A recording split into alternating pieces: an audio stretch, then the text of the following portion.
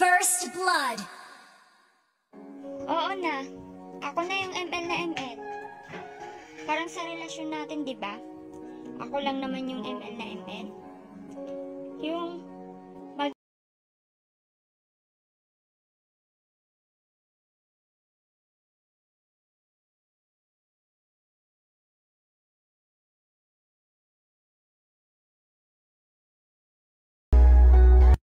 hahayaan na kita sa kanya. Kasi kung totoong mahal mo ko, hindi ka maghahanap sa iba. Makaka-move on din ako. Mawawala din tong sakit kahit matagal. Kaysa patawarin kita, magsama ulit tayo kahit alam kong hindi mo na talaga akong mahal.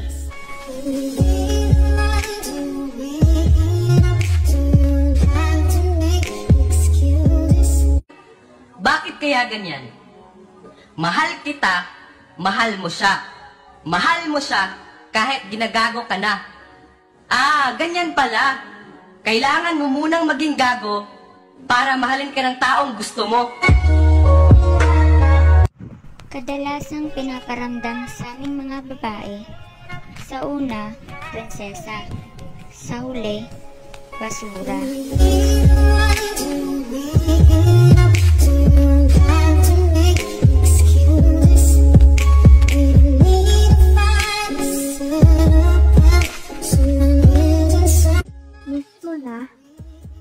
Miss ka ba? Ang hirap, no? Pag yung namimiss mong tao, masaya naman na wala ka. Wala ka na rin namang magagawa eh. Hanggang miss ka na lang. Tumingin ka nga sa akin.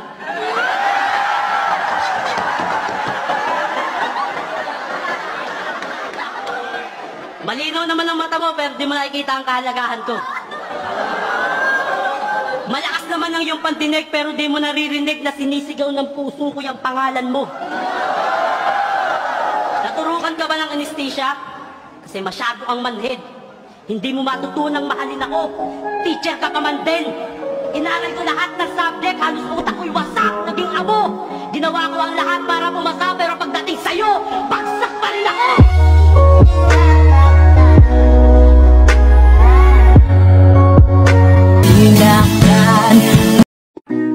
Alam mo, nanaginip ako kagabi. Nasa bangin ka na daw at mahuhulog. Kinuha ko ang kamay mo pero yung ex mo nasa baba. Sasaluin ka daw niya. Alam mo kung bakit ako napaluha? Kasi bumitaw ka.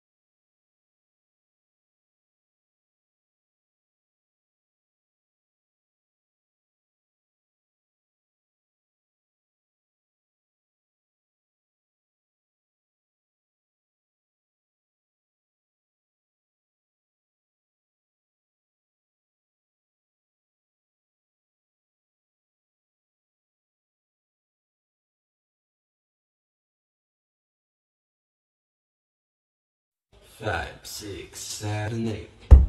I'm gonna be the love that's gonna last, and be the one that gets your back, and nothing ever that we will be together. No one, no one, no one can get in the way of what I feel, cause it's 12:51, and I thought my feelings were gone, but I'm lying on my bed, thinking of you again. Are you coming back into my arms to love me again? I love you, I miss you, I need you now. mo sa tuwing nakita kitang naka-online, pumapasok agad sa isip ko na sino na kayang kausap nito? Sino na kayang nagpapasaya sa'yo? Sino na kaya yung bago mong pinakantahan?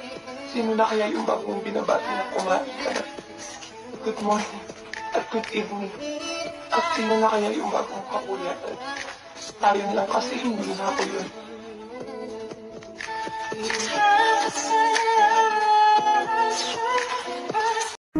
You and I, we're like fireworks and symphonies exploding in the sky. With you, I'm alive. I call the missing pieces of my heart that finally collide. So stop till my here in the moonlight, 'cause I don't ever wanna close my eyes. Without you, I feel broke like I'm half of a whole. Without you, I've got no hands to hold. Without you, I feel torn like a sail in a storm. Without you, I'm just a sad song. Ano ang nararamdaman mo kay Zay? Mahal mo na ba siya? Ano ulit? Mahal ko nga siya. Oo. Mahal ko talaga siya. Alam niya yan. Mahal na. Aray! Ulit din tanong, mahal mo ba si Zayna? Mahal ko nga talaga siya. Mahal ko siya. Mahal ko yun. Alam niya yun. Sinasabi ko sa akin na mahal ko siya. Tapos masaya ako kasama siya. Ganon. Sa akin kasi gusto ko chill lang. Kasi yung tao galing ko sa breakup, galing sa stress, galing sa madaming galing. Sa akin ayaw ko makadagdag na sa stress. Pero mahal mo si Zayna? Hindi ko marinig. Mahal ko si Zayna. Kaya sabi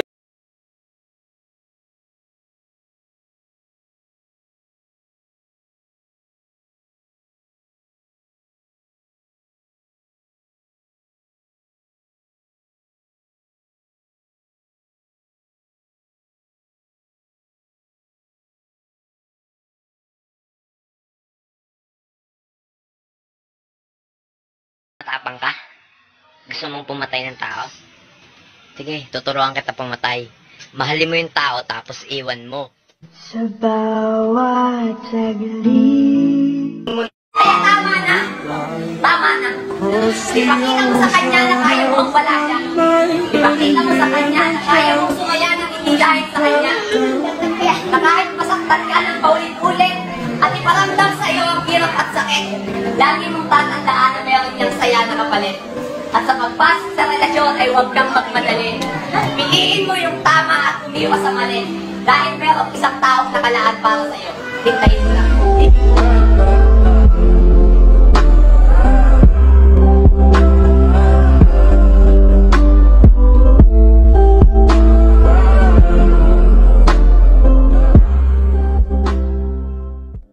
Alam mo, lahat ng tao talaga pwede kang saktan.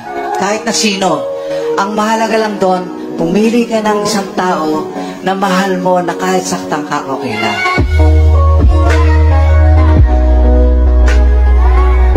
Mahalin mo para iwan ka. Mahalin mo para iwan ka. Kasi gano'n naman lahat ng minamahal mo.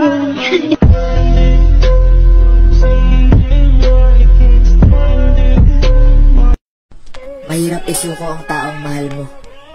Pero mas mahirap ipaglaban ang isang taong hinihintay na lang ang pagsuko mo.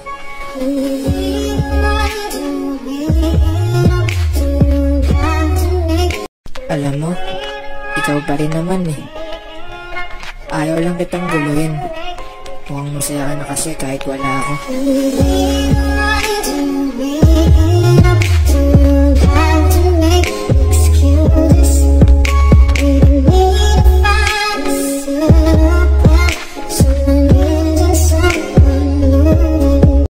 Alam mo yung tipong ang dami-dami niyong binuo na pangarap. Tapos, bigla na lang kayong hindi nag-usap.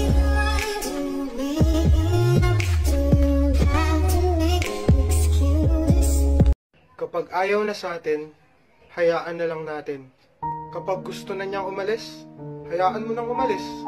Kapag gusto na niyang bitawan ka, hayaan mo na lang siyang mawala. Oo, alam ko mahirap kasi mahal mo pa. Pero hindi mo ba naisip na mas mahihirapan ka pa kapag pinagpilitan mo yung sarili mo sa taong ayaw naman na? Minsan, hindi porket sumuko ka, talo ka. Minsan, sumusuko tayo kasi alam natin yun ang tama. Mali naman na kasing ipagsiksikan pa yung sarili mo sa taong pilit kang tinutulak papalayo. Hindi ka dapat magmakawa na wag siyang mawala. Kasi unang-una, kung talagang mahal ka niyan, hindi niya gagawing solusyon ang hiwalayan. Kaya ikaw, kung alam mong isa mo na lang lumalaban para sa relasyong akala mo'y walang hangganan, kung alam mong ikaw na lang yung nagmamahal sa inyong dalawa, huwag mo nang hayaan yung sarili mo na magmukha pang tanga. Yung sakit na nararamdaman mo, ngayon lang yan. Porket ba sumuko yung partner mo, susuko ka na rin? Mali.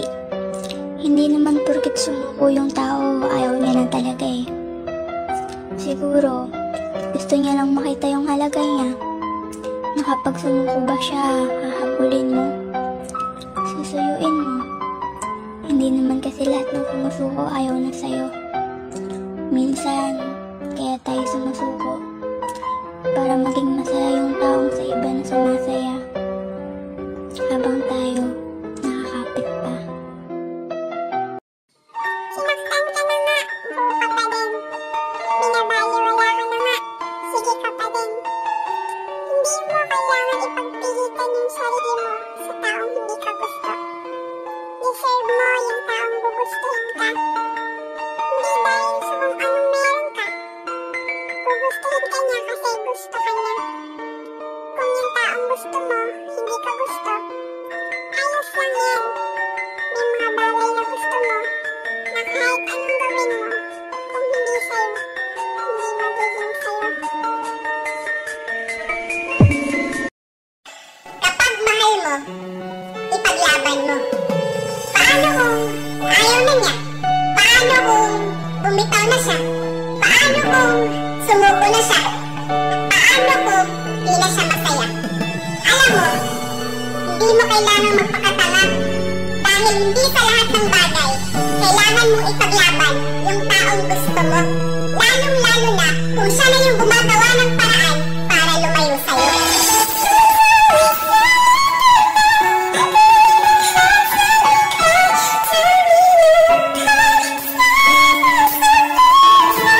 Isipin mo na matay ka, tapos tagtag ang timeline mo ng pakikiramay galing sa mga kaibigan mo. Miss na miss ka daw nila, maaga pa daw para mamatay ka. They show love, pero nung buhay ka pa, hindi man lang nila tinatanong kung okay ka ba, kamusta ka na, paano pa yan mababasa kung patay ka na. They will only love you when you die. Kung talagang mahal nyo, then prove hanggang nabubuhay pa. Hindi yung nagdadrama kayo sa Facebook kapag namatay na. Pero nung nabubuhay pa, hindi nga nagawang kamustahin. Kaplastikan lang naman ang lahat na ipopost nyo. I don't need that fake love. Makikita mo lang talaga ang halaga mo sa isang tao kapag wala ka na sa mundo.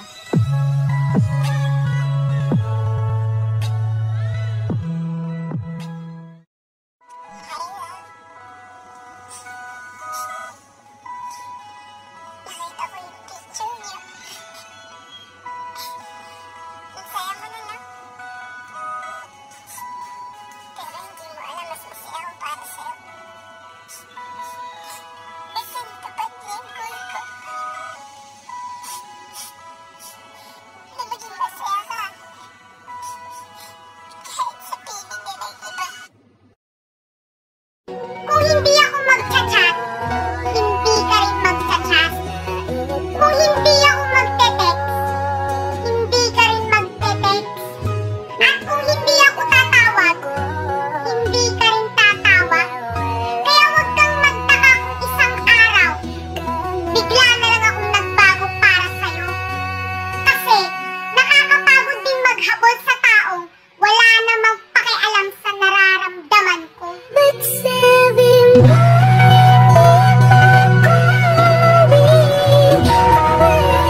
lang! Tong cellphone mo, di ko kukunin sa'yo din yan. Kasi nagtitiwala naman ako, mahal na mahal mo ako eh. Bakit kailangan ko patignan yan? Sabi ko siya, may kachat ako minsan. Ikaw na may problema doon. Ganto yan mga kaigan. Kapag yung girlfriend mo, manluloko yan kahit anong higpit gawin mo. Kahit anong sabi mo na huwag ka magloko, papakasalan mo ako. Kapag ka manluloko talaga yan. Kahit anong bantay mo, manluloko yan. Kahit pumunta ka, totoo yun.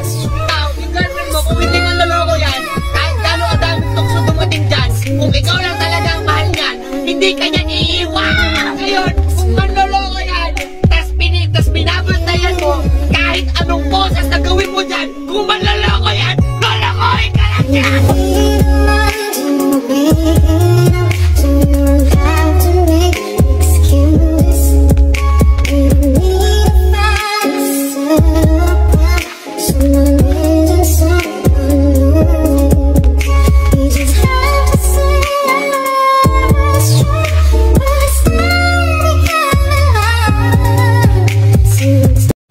Mahirap isuko ang taong mahal mo. Pero mas mahirap ipaglaban ang isang taong hinihintay na lang ang pagsuko mo.